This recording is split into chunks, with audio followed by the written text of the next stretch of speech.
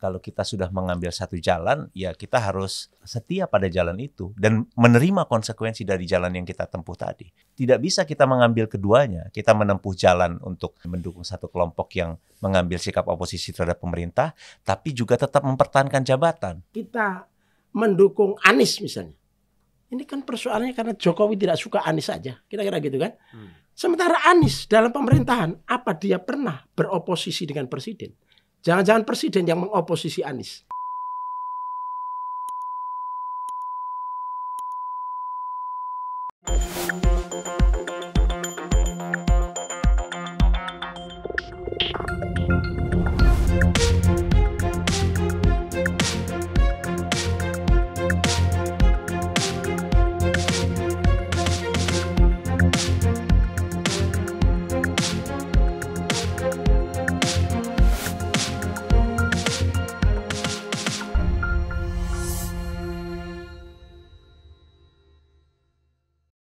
Saya mau ke Bung Andi lagi ya, bahwa untuk menyangkut Mas Ganjar ini, sudah pernah ada dialog nggak dengan PDI, dengan misalnya dengan Pak Jokowi, ya kan?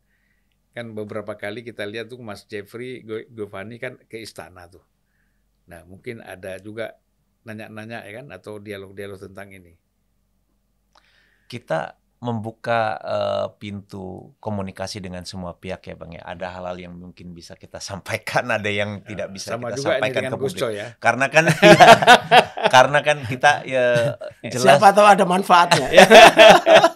ya komunikasi politik itu kita terus jalankan ya, karena bagaimanapun kita betul-betul ingin orang yang memang diinginkan oleh rakyat ini bisa dicalonkan di 2024. Jadi kalau pertanyaannya apakah komunikasi untuk membuka peluang agar Mas Ganjar ini tetap dicalonkan, tentu itu ada Bang.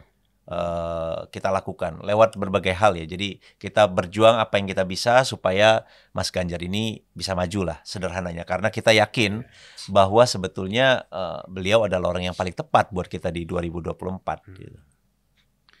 Ya ini kan kalau dari segi Nasdem yang tepat itu Anies Baswedan. Ya. Pilihan. Rakyat Rakyat kita kasih pilihan-pilihan. Ya. Saya kira menarik ya kalau ada sampai ada yang satu pengamat mengatakan di sini juga dia bilang kalau tanpa Anies Baswedan ini pemilu sudah selesai.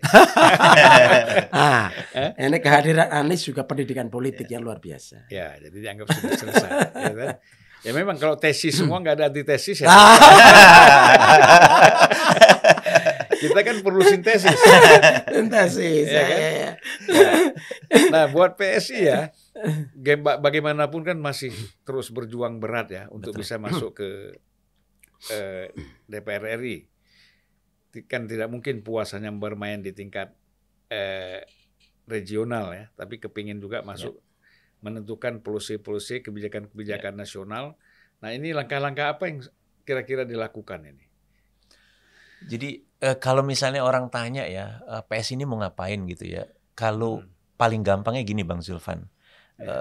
Bayangkan kalau misalnya apa yang kami kerjakan di Kebon Sirih, di DPRD DKI Jakarta itu dipindah ke Senayan Bang. Jadi di Kebon Sirih itu ini testimoni teman-teman wartawan sendiri. Selama ini itu bukan menjadi satu sumber berita, sumber informasi yang menarik ya. Tapi katanya sejak ada PS ini jadi seru katanya. Bahkan beberapa bilang kok lebih seru Kebon Sirih daripada Senayan katanya. Yeah. Karena apa yang kami lakukan di sana itu betul-betul kelihatannya itu menjadi sesuatu yang baru. Membuka sesuatu yang tidak pernah terjadi sebelumnya. Kebon Sirih selama ini aman, nyaman, tidak ada ribut-ribut. Tapi begitu ada sekelompok anak, padahal kita cuma punya 6 Bang ya, sekarang 6 ya. Tiba-tiba jadi berubah. Ada banyak isu-isu yang kami tampilkan di sana yang terkait dengan kepentingan publik. Jadi kalau ada orang bertanya kira-kira apa sih yang mau diperjuangkan PSI? Ya bayangin aja kalau misalnya ada sekelompok anak-anak muda tiba-tiba masuk di DPR RI dan mereka melakukan seperti apa yang mereka kerjakan ketika ada di DPRD. Mengawasi anggaran, mempersoalkan ketika ada kebijakan yang kami anggap salah dan lain sebagainya. Tentu ini politik kita akan lebih berwarna. Dan saya percaya kehadiran dari kekuatan politik pembaharu seperti PSI ini juga akan memaksa kawan-kawan senior kami untuk memperbaiki diri. Jadi manfaatnya itu yang ujung-ujungnya adalah rakyat gitu loh. Kayak misalnya ya kita dulu berjuang agar interpelasi Formula E itu dijalankan gitu. Itu kan juga akhirnya mendorong PDIP atau kawan yang lebih senior ini untuk bergabung dalam gerakan interpelasi dan lain sebagainya. Dan juga ada hal-hal lain, misalnya kemudian tiba-tiba anggaran, dalam soal anggaran misalnya di Jakarta, pihak pemerintah ataupun DPRD itu jadi lebih hati-hati ketika ada anak PSI. Itulah yang ingin kami tularkan, apa yang ingin kami perjuangkan. Di level daerah sudah ada, Bang, dalam skala yang lebih kecil ya, karena jumlah anggota dewan kami juga terbatas. Saya cerita tadi di Bandung. Di Tangerang Selatan, teman-teman juga menggagalkan beberapa anggaran yang kami anggap itu membebani rakyat. Ada yang mau beli bahan LV gitu ya untuk seragam dan lain sebagainya. Kita gagalkan, Bang. Kemudian advokasi untuk sistem pembuangan sampah. Jadi itu yang kami harapkan akan dilihat oleh masyarakat, oleh publik, bahwa perlu ada satu kekuatan politik pembaharu yang betul-betul bisa mengagregasi kepentingan rakyat ini di tingkat parlemen. Karena di tingkat eksekutif kan sudah satu persatu kepala daerah ini yang baik ini bermunculan, Bang. Yang belum ini kan parlemennya. Jadi eksekutif yang baik harus didampingi oleh partner yang baik, parlemen yang baik. Baik yang untuk mengawasi mereka dengan baik ataupun bekerja sama dengan mereka secara lebih baik. Nah, itulah fungsi PSI dan kita berharap apa yang kami kerjakan ini bisa ditangkap, diterima oleh publik. Hal lain, kami juga komunikasi dengan para tokoh-tokoh lokal ya. Jadi sekali lagi salah satu tantangan terbesarnya adalah bagaimana mendapatkan dukungan dari para tokoh lokal. Karena dalam demokrasi ini kan politik itu sebetulnya isu lokal, Pak. Makin lokal ya, bukan isu nasional sebetulnya dalam perebutan elektoral itu. Nah, kami mendekati para tokoh-tokoh lokal ini, meyakinkan mereka untuk berjuang bersama PSI. Pokoknya prinsipnya asal dua aja, asal nggak korupsi, asal nggak menghalang-halangi orang untuk menjalankan keyakinan. Kalau misalnya mereka ingkar janji pada dua aspek itu ya, tentu kita akan mengambil tindakan tegas. Jadi sekali lagi perbaikan itu kami terus lakukan. Kami optimis 2024 tidak hanya lolos threshold tapi akan melampaui itu. Dari hitung-hitungan kami sudah bikin perhitungan juga mengenai bagaimana upaya kami untuk mendapatkan suara dan dari mana dan lain sebagainya. Jadi kami cukup optimis 2024 PSI tidak hanya lolos threshold tapi akan lebih dari itu.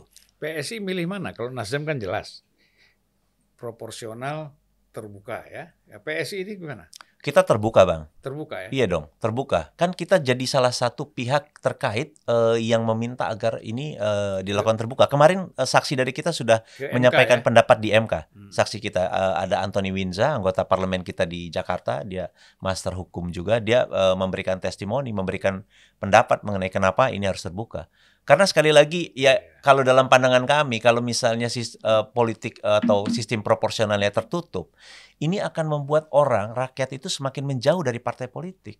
Nah, disinilah saya lihat kan tadi kata Gus Coy tadi bahwa ini bukan persoalan ideologi, tapi persoalan pilihan dan selera.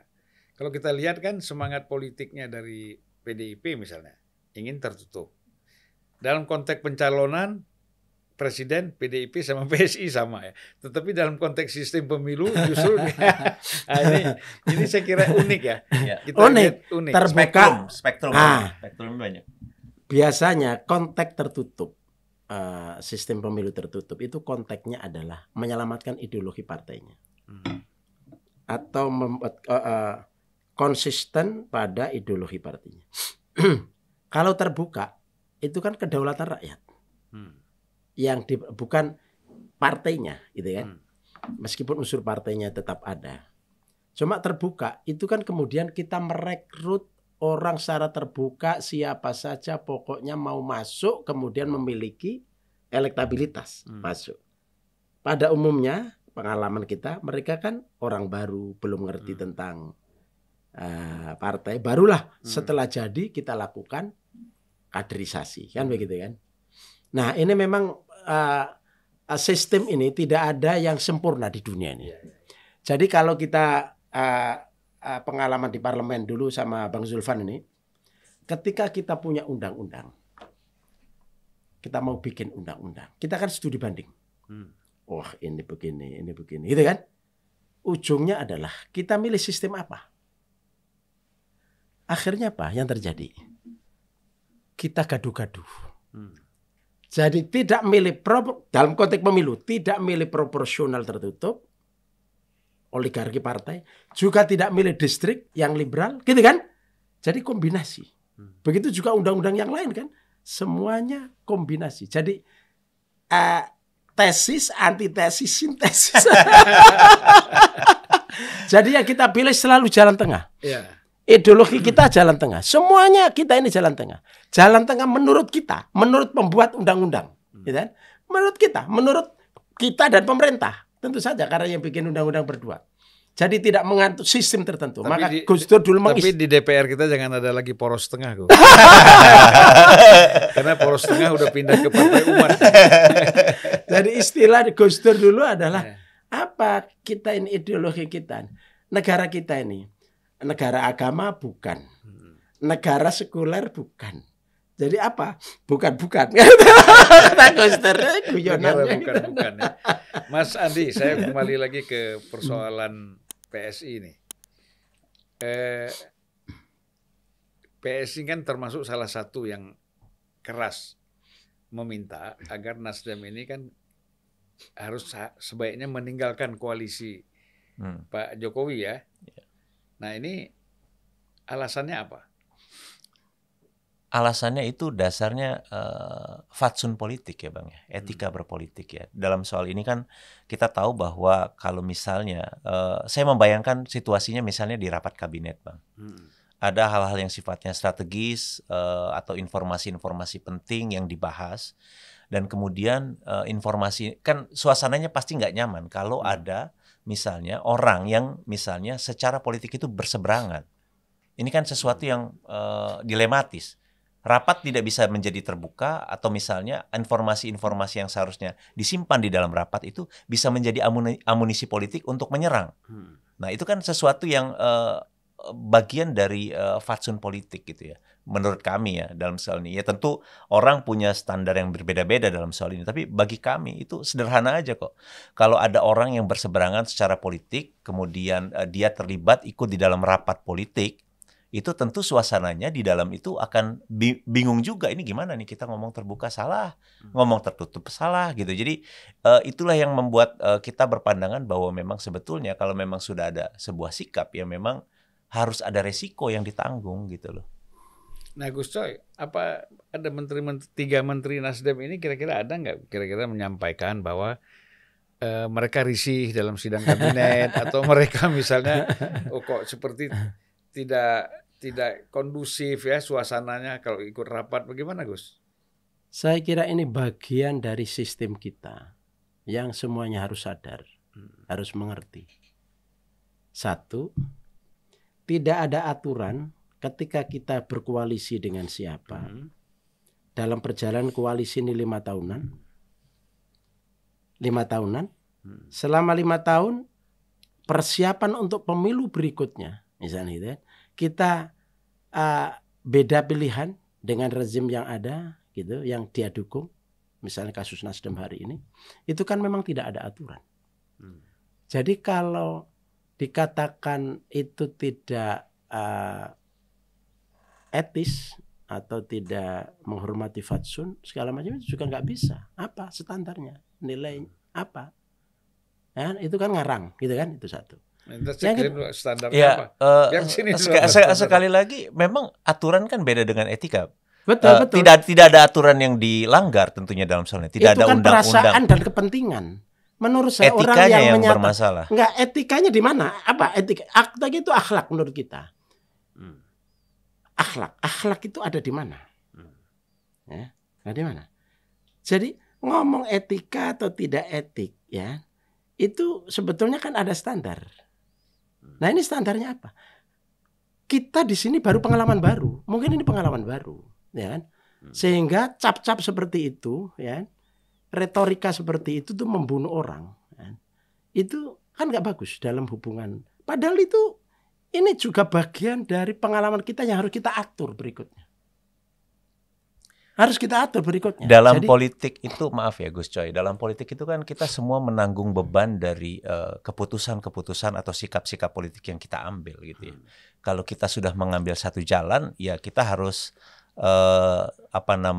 setia pada jalan itu dan menerima konsekuensi dari jalan yang kita tempuh tadi. Kalau misalnya kita sudah mengambil jalan mendukung kekuatan di luar pemerintah misalnya, ya kita harus siap menerima konsekuensi. Tidak bisa kita mengambil keduanya. Kita menempuh jalan untuk mendukung satu kelompok yang mengambil sikap oposisi terhadap pemerintah, tapi juga tetap mempertahankan jabatan. Nah, disitulah yang saya sebut sebagai fatsun tadi, sebagai etika tadi. Tidak bisa kita mengambil semua yang enak-enak untuk kita. Kita harus ngambil yang nggak enak juga gitu dari sebuah pilihan politik. Jadi ini yang menurut saya satu etika yang harus kita kembangkan dalam kehidupan berpolitik kita. Gitu, supaya politik kita lebih sehat. Kalau ditanya soal aturan, tidak ada aturannya. Gimana kaitannya dengan komitmen? Kita komitmen bahwa kita 5 tahunan, ya. Kita 5 tahunan. Kemudian kita juga harus mempersiapkan diri untuk pemilu berikutnya. Yang presiden sekarang tidak boleh lagi dipilih, gitu ya. Itu satu. Yang kedua, di tengah koalisi ini juga bikin koalisi sendiri. Ya. Apa bikin koalisi sendiri di luar Nasdem itu juga berembuk dengan presiden. Nah, kita apa ngajak juga yang lain, kita kira-kira gitu. Ini ada koalisi sendiri. Gimana fatsunnya nih? Maksudnya KIB. Iyalah, ya. Terus ada Prabowo, ada ini. Nasdem. Kenapa itu tidak pernah dipersoalkan? Gitu kan? Nah, itu juga beda-beda. Ini juga faksi sendiri. Ya. Kemudian ada pun pemerintahan kita mendukung Anies misalnya. Ini kan persoalannya karena Jokowi tidak suka Anies saja. Kira-kira gitu kan. Sementara Anies dalam pemerintahan, apa dia pernah beroposisi dengan presiden? Jangan-jangan presiden yang mengoposisi Anies. Gitu ya. Nih, saya nambahin ya. Sebentar, saya mau lanjutkan ya. Kemudian kita berkoalisi dengan partai yang ada di luar pemerintahan. Apa yang salah? Katanya di Indonesia juga tidak mengenal oposisi. Istilah oposisi nggak ada. Tidak seperti di parlementer. Mereka hanya di luar pemerintahan. Ya? Tidak masuk dalam kabinet. Tidak masuk dalam kabinet. Itu aja kan. Mereka secara keseluruhan nggak ada di dalam. Apa di sini? Nah, kalau mau ini dijadikan satu pelajaran, tapi bukan menjas, tidak etis, karena itu standarnya nggak jelas. Ini menjadi pengalaman kita di dalam hidup berbangsa dan bernegara. Karena suatu saat boleh jadi PSI misalnya di dalam pemerintahan, kemudian ada presidennya yang sudah tidak lagi dipilih, kemudian dia memiliki selera lain, punya pertimbangan lain, kemudian mendukung bersama kekuatan lain, kan mungkin juga terjadi. Nah, itu nggak bisa dihindari. Nah, oleh karena itu ini sebetulnya menjadi pelajaran. Ini pengalaman baru bagi sebuah proses demokrasi kita. Ya. Nah, kalau kita gampang memang kita menuduh orang tidak etis, itu memang gampang sekali. Itu perasaan dia. Nah, itu perasaan dia. Fatsun. Nah, itu apa standarnya di situ? Nah, masih ada tanggapan, Bung Andi? Tapi gini, kalau saya nggak setuju juga kalau Gus Coy sebut di Indonesia ini nggak ada yang namanya oposisi. Oposisinya jelas kok dalam konteks politik kita hari ini ya. Nggak, saya sebetulnya merujuk pada pikirannya yang berkuasa. Bu Mega misalnya, Indonesia nggak ada oposisi, nggak ada namanya partai oposisi. Yang beda adalah kalau itu istilah oposisi itu ada di sistem parlementer, kan begitu. Di sini hanya faktanya boleh jadi ada oposisi karena dia di luar pemerintahan, tapi sebutannya tidak ada. Kira-kira begitu. Di dalam sistem presidensial juga mengenal oposisi, justru itu yang paling jelas. Oke aja. Ya, silakan aja. Saya juga oke ada oposisi. Dalam artian kan ada pernyataan-pernyataan yang sifatnya normatif, memang tujuannya ingin mendinginkan situasi dan lain sebagainya, bahwa kita dalam soal politik itu tidak ada oposisi dan oposisi semuanya bekerja sama dan lain sebagainya. Tapi pada kenyataan politiknya kan oposisi itu ada. Itu yang pertama yang harus kita akui. Kita harus jujur bahwa oposisi itu ada. Ada dua partai yang memang selama ini mengambil posisi sebagai oposisi menentang sikap-sikap pemerintah dalam soal ini, dalam hal ini adalah Demokrat dan PKS, dan itu harus kita hargai juga, Bang. Itu bagian dari demokrasi. Oposisi itu penting dan berguna dalam sistem demokrasi. Itu memang kita perlukan.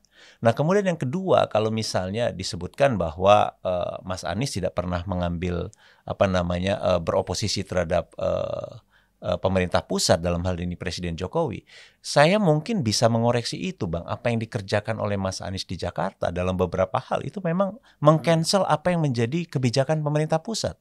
Misalnya ketika pemerintah pusat ingin mengatasi soal banjir di Jakarta misalnya, semua program pemerintah itu tidak bisa berjalan karena Mas Anies tidak bisa atau tidak bersedia menjalankan atau bekerja sama melaksanakan upaya untuk menormalisasi sungai.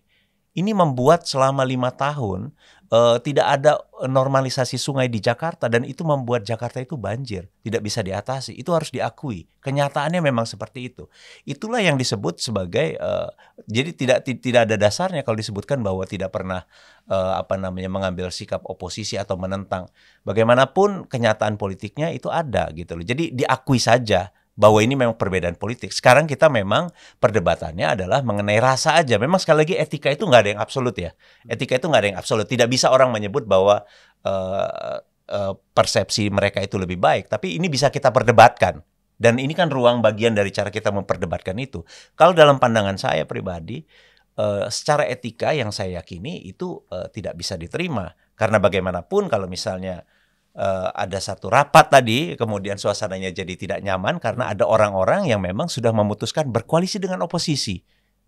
Jadi ini yang menurut saya dalam pandangan saya ini sesuatu yang tidak cocok dengan fatsun saya gitu loh. Itu sebetulnya bukan sesuatu yang persoalan, tapi dipersoalkan ya, karena memang beda pilihan. Itu aja sebetulnya. Jadi kaitannya karena beda. Sama seperti Anies ya. Anies beda pandangan soal tadi Ciliwung segala itu soal beda, bukan mengoposisi kan? Bukan mengoposisi pemerintahan pusat. Itu soal beda pilihan. Karena otonomi daerah kan? Otonomi daerah itu kan ada hal-hal yang memang sepenuhnya milik daerah. Nah, dengan demikian maka sebetulnya di sini hanya soal beda pandangan, beda pilihan, tapi ngejas, tidak etis, tidak itu. Ini mestinya ini pengalaman baru, menjadi pelajaran kita semua. Kalau soal enak tidak enak, loh, profesional. Kemudian yang menjalankan semua di sini, menteri ini kan memang tugas di situ.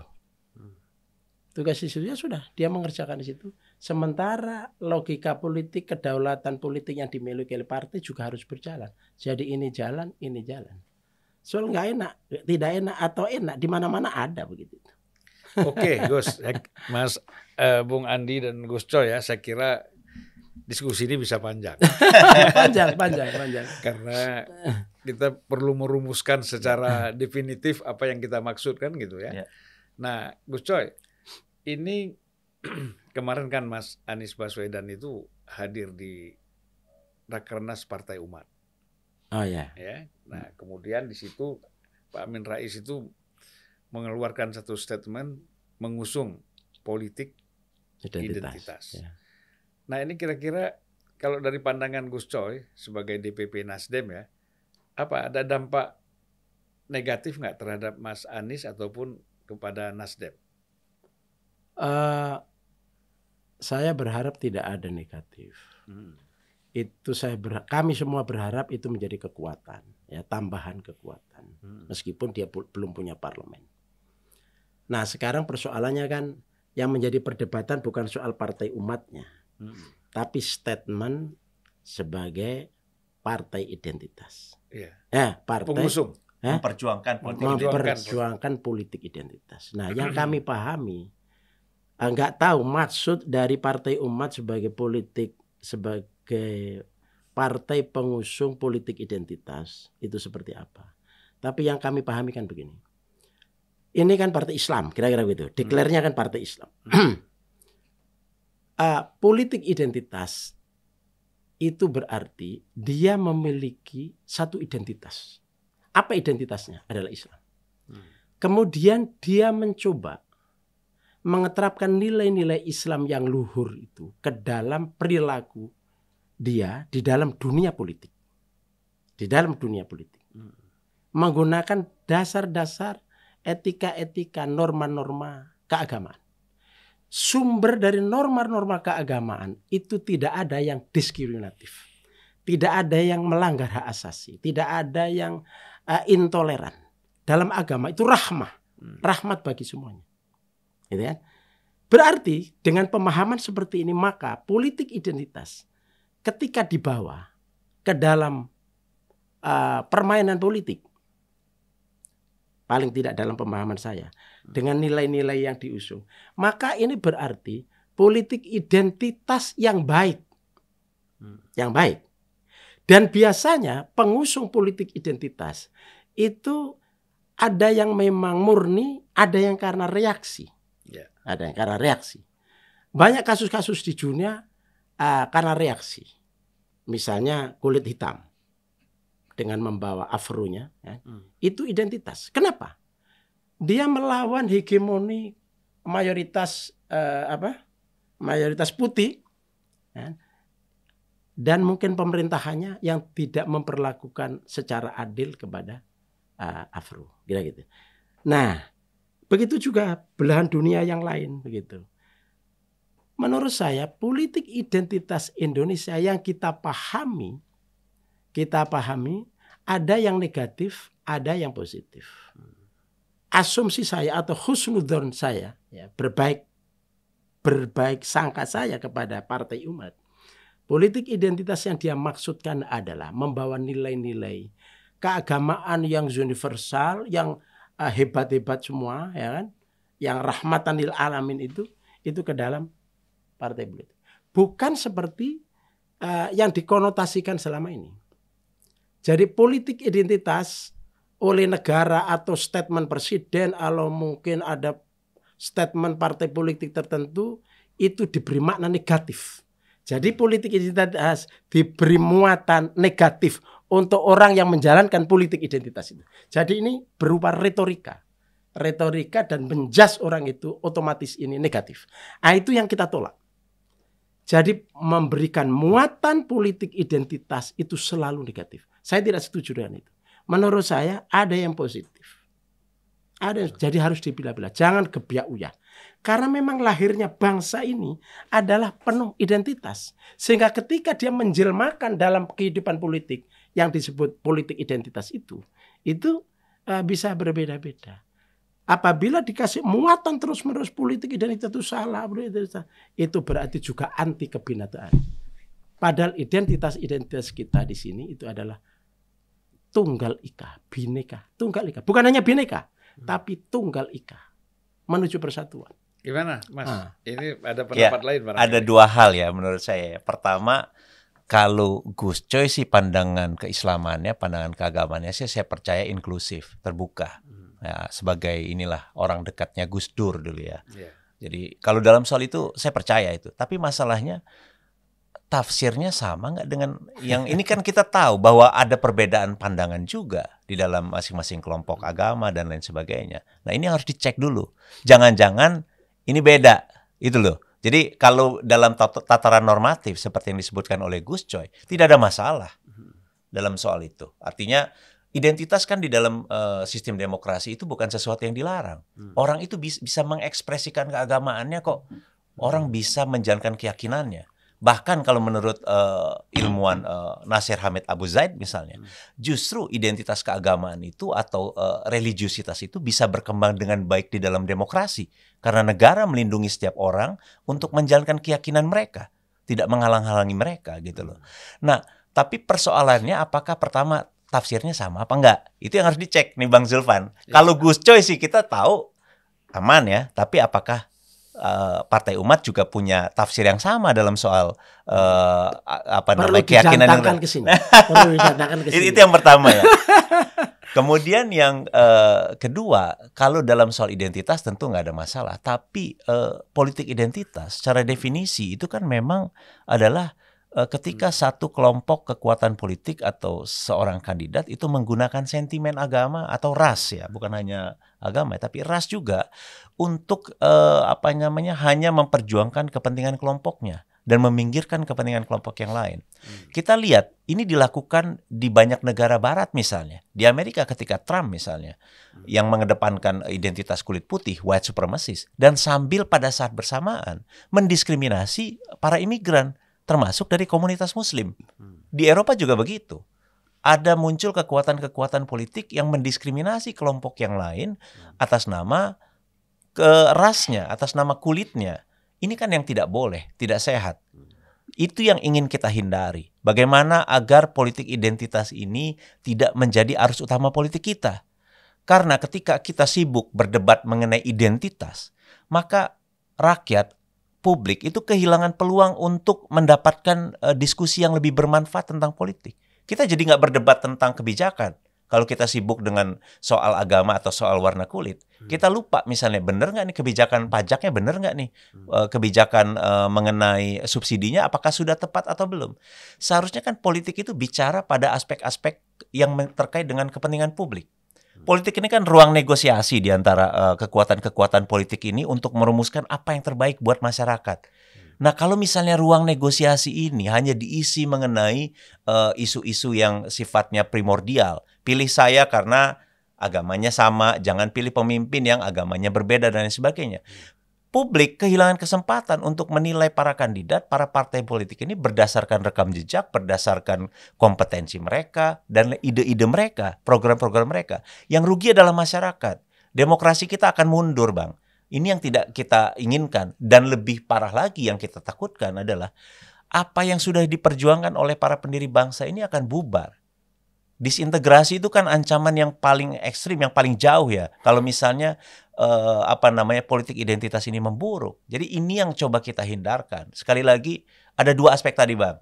Yang pertama, periksa dulu kalau dalam pemahaman keagamannya sih, kalau Gus Coy sih saya percaya inklusif. Tapi apakah pemahamannya sama? Saya ragu dalam soal itu. Kemudian yang kedua, definisi politik identitas itu sendiri. Identitas itu beda dengan politik identitas. Identitas itu boleh kita punya identitas, itu tidak bisa kita bantah. Warna kulit kita dan lain sebagainya itu sesuatu yang melekat, tidak bisa dihalang-halangi.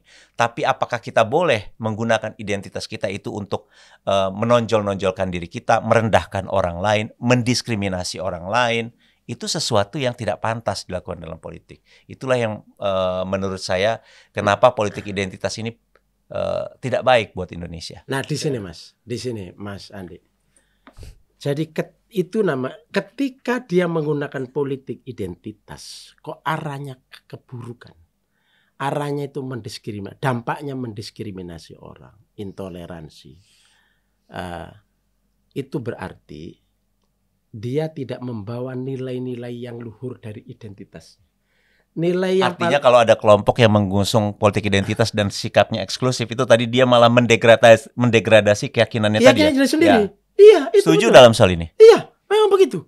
Jadi ini makanya ketika founding fathers kita itu Bung Karno menyatakan misalnya, bukan negara Islam. Ini nanti kalau negara Islam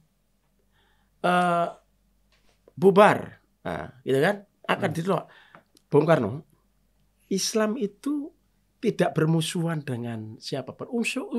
Islam itu nilai-nilainya itu mempersatukan. Islam itu toleransi, ukhuwah Islamiyah, basyariah, watoniyah, gitu kan. Jadi Islam jangan khawatir. Ini bukan soal. Jadi jangan berstatement kira-kira begitu bahwa dengan negara Islam menjadi pecah belah. Itu bukan nilai Islamnya. Ini persoalan kita setuju apa tidak. Kalau nggak ada masalah, kita integrasi. Jadi di situ, Bang, Mas Andi. Jadi nilai Islam yang sesungguhnya adalah tidak ada untuk memecah belah. Ya. Tapi ketika dibawakan, nah itu saya setuju. Interpretasi di lapangan, pelaksanaan di lapangan, bagaimana dia menerapkan, bagaimana dia mentafsirkan di lapangan, kalau tidak sesuai dengan ini, nah itu berarti menjadi negatif. Tapi selama menjadi positif, meskipun negara kita bukan negara Islam, itu ya boleh, masa nggak boleh? Saya misalnya, saudara-saudara, saya Effendi Khairi, Muslim. Saya dari Partai Nasdem yang nasionalis. Tapi Nasdem punya program begini-begini, restorasi Indonesia, restorasi gerakan perubahan. Itu sesuai dengan ayat Al-Quran. Innallaha la yughayyiru ma biqaumin hatta yughayyiru ma bi anfusihim. Kira-kira gitu. Ini kan identitas Islam yang saya bawakan, ya. Nah, apakah ini menghancurkan? Kan tidak. Kenapa? Di mana tidaknya? Iya dong, semua orang ingin perubahan kok. Di dalam ini juga ingin perbaikan. Semua orang perbaikan kok. Kemudian implementasi dalam konteks kebijakan politiknya. karena kita membawa perubahan. Tanya misalnya perubahan anggaran. Perubahan anggaran kan harus berpihak kepada rakyat. Saya dalil di situ. Tasarruful imam ala ra'iyah manutun bil maslahah. Jadi semua kebijakan dari kekuasaan saya, ya, yang engkau mandatkan ini menjadi presiden atau menjadi apa gitu kan, itu tasarruful imam untuk kepentingan rakyat. Nah, ini semuanya adalah saya justifikasi dengan identitas saya sebagai seorang muslim. Ini kan nggak ada masalah. Gus Coy, pertanyaan Gus Coy, kalau ada orang berkampanye atau ada siapapun berkampanye, jangan pilih pemimpin yang tidak seiman. Itu baik atau tidak? Nah, di sini tidak boleh. Tidak boleh ya? Kalau ini, nah, ini kalau catatan ini nih, saya tidak penting. setuju. Kalau ini tidak setuju. Ya. Tidak setuju. Nah, itu artinya sekali lagi kalau Gus Coy, itu yang saya bilang tadi, tidak ada masalah dalam soal tafsirnya karena inklusif. Ya. Ekspresi keagamannya terbuka. Ini ahlus sunnah wal jamaah. Ahlus sunnah tulen. Ya, itu tadi tidak masalah. Tapi yang persoalannya apakah itu juga terjadi pada kelompok yang sudah mendeklarasikan diri akan menggunakan politik identitas? Itu pertanyaan besar kita kan. Jadi ini dua hal yang berbeda. Nah, Jangan-jangan kita seolah-olah berdebat tapi sebetulnya tidak ada perdebatan di antara kita. Jadi yang kita bicarakan itu gini Mas Andi. Jadi di sini Mas Andi, ada problem kita yang belum selesai, yang harus kita jawab, kita laksanakan atau kita jawab, kita carikan solusinya, adalah soal kedewasaan di dalam berpolitik. Jadi kita semua di sini berbangsa bernegara yang di dalamnya banyak agama, silakan menjustifikasi politiknya masing-masing itu. Kalau mau menggunakan agama silakan, tapi jangan saling menghancurkan. Karena kita tujuannya Bhinneka Tunggal. Bhinneka ini untuk Tunggal Ika. Nah, itu penting. Bhinneka Tunggal Ika. Dasarnya kan harus itu kan. Jadi bukan Bhinneka untuk Bhinneka. Tapi Bhinneka Tunggal Ika. Jadi apapun muaranya adalah ke situ. Betul nggak? Oke, Gus. Jadi nggak ada yang salah. Kita ini ternyata sudah 2 jam lebih.